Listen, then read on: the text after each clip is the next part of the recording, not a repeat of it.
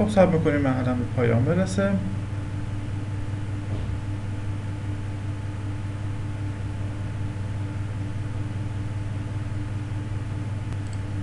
خب مرحله به پایان میرسه. استاتوس کامپلیت. لاگش رو هم مشاهده میکنیم. بعد از این مرحله میرسیم به پیکربندی سرتیفیکیت ها. مرحله مهمی هست.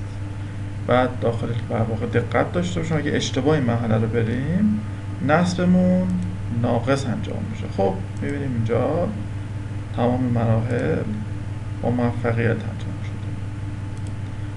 فینیش. میریم سراغ مرحله سوم که در واقع اینستال سرتیفیکیتس. قبل از اینکه این مرحله رو اجرا کنیم باید بریم داخل سرور اکتیو دایرکتوری و سرتیفیکیت سرویس رو اینستال کنیم.